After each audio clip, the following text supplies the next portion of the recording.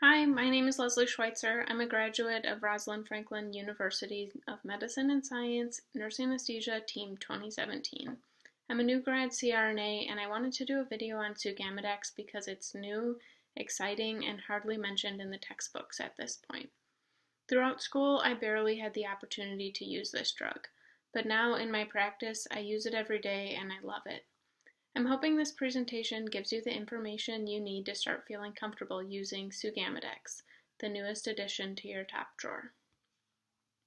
I left these objectives in the presentation for the sake of completeness, since I originally made this presentation for pharmacology credit at a Wyana conference. Basically, my plan is to teach you everything you need to know so you can start feeling comfortable using Sugammadex. Recall that, in general, steroidal compounds can be vagolytic, while this is most noticeable with pancuronium, and the benzolethylquinolines tend to release histamine. Recall that most allergic reactions in the operating room are due to neuromuscular blocking agents. Because of the structural similarities, an allergic history to one of the muscle relaxants strongly suggests the possibility of an allergic reaction to other muscle relaxants, especially ones in the same class.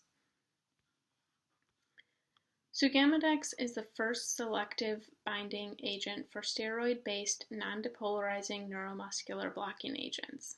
It has the highest affinity for rocuronium, followed by vecuronium, and lastly, pancuronium. Sugammadex forms a tight complex with a steroidal neuromuscular blocking agent in a 1-to-1 ratio. Sugammadex is the first of its kind. It's unlike any other. It has no effect on acetylcholinesterases or on any other receptor system in the body. Because of this, it has no need for anticholinergic pairing. Sugammadex is set apart by its ability to antagonize any level of neuromuscular blockade. The cell membranes of the neuron and muscle fiber are separated by the synaptic cleft.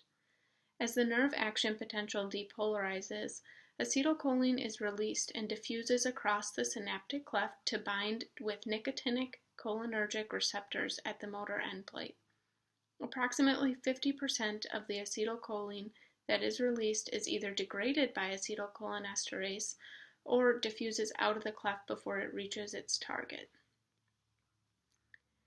Non-depolarizing neuromuscular blocking agents block neuromuscular transmission predominantly by competitive antagonism of acetylcholine at the post-junctional receptor. The receptor site has two binding sites for acetylcholine, labeled with the alpha symbol on the screen here.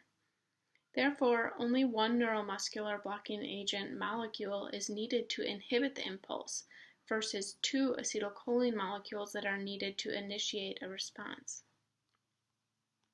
Recovery from neuromuscular blocking agents are dependent on an increase in acetylcholine concentration at the neuromuscular junction, which we usually accomplish by administering an anticholinesterase such as neostigmine. Anticholinesterases such as neostigmine stop the destruction of acetylcholine at the neuromuscular junction, which allows the acetylcholine to accumulate and overcome the neuromuscular blocking agent to restore neuromuscular function. Sugammadex is a very specific molecule. It's a hollow donut with a hydrophobic cavity and a hydrophilic exterior. Interaction with the steroidal neuromuscular blocking agent is hydrophobic and traps the drug in the cavity, or the donut hole, and forms a water-soluble guest-host complex which can now be eliminated. This molecule bears a striking resemblance to the Sugammadex molecule. It's the Febreze molecule. This molecule is known for grabbing odor molecules in a 1-to-1 ratio, just as the Sugammadex molecule grabs rocuronium. Recall that pharmacodynamics means what the drug does to the body. The guest-host complex is rapidly eliminated. Sugammadex removes free rocuronium, vecuronium, and pancuronium from the plasma.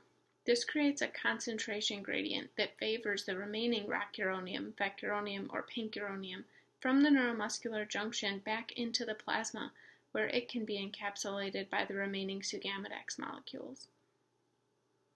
Recall that pharmacokinetics means What the body does to the drug. Sugammadex does not bind to plasma proteins.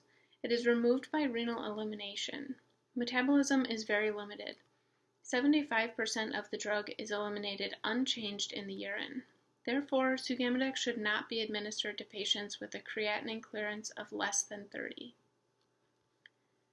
Sugammadex is set apart by its ability to reverse any level of neuromuscular blockade. In addition to being approved for the routine reversal of shallow blockade, it is also approved for the reversal of deep or profound blockade. Routine reversal of shallow blockade with rocuronium or vecuronium, which is defined as the reversal at the appearance of a second twitch on train of 4, reversal of deep or profound block with rocuronium or vecuronium, which is defined as reversal with 1 or 2 post-tetanic twitches, and it's also approved for emergent reversal of rocuronium only, which is defined as reversal in the can't intubate, can't ventilate scenario.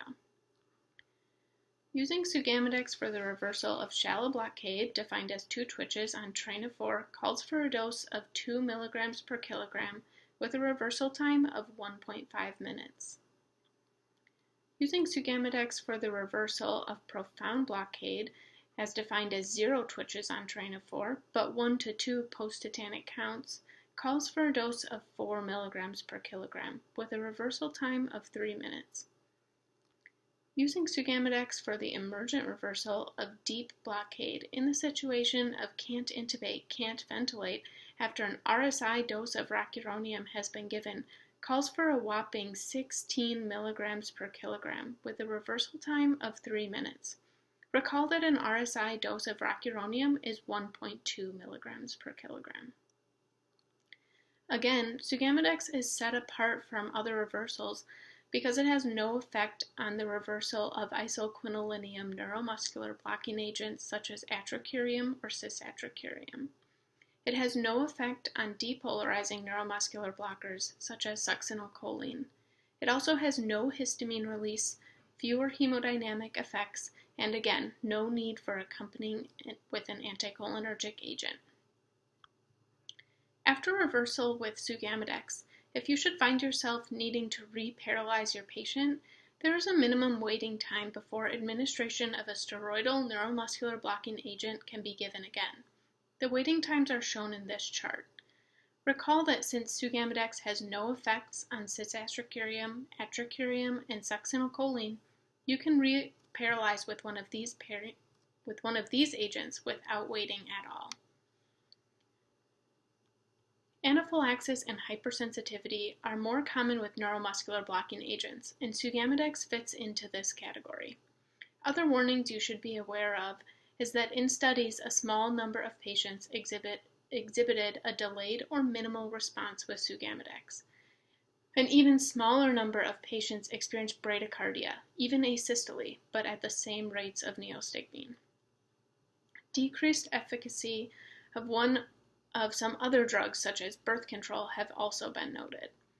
Since we know that all drugs behave in a dose-dependent manner, recurarization is possible, and the further reversal would be required with neostigmine.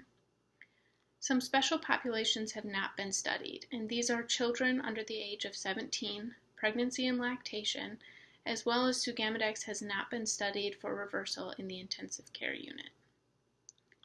Of special mention, Sugammadex is incompatible with verapamil, ondansetron, and ranitidine, meaning these medications are incompatible within the line.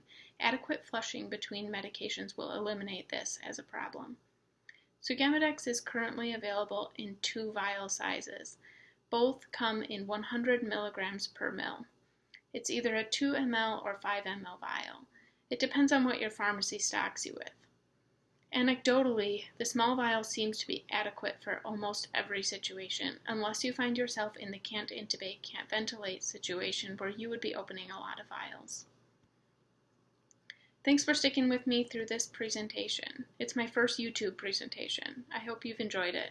My references will be available on the following slide.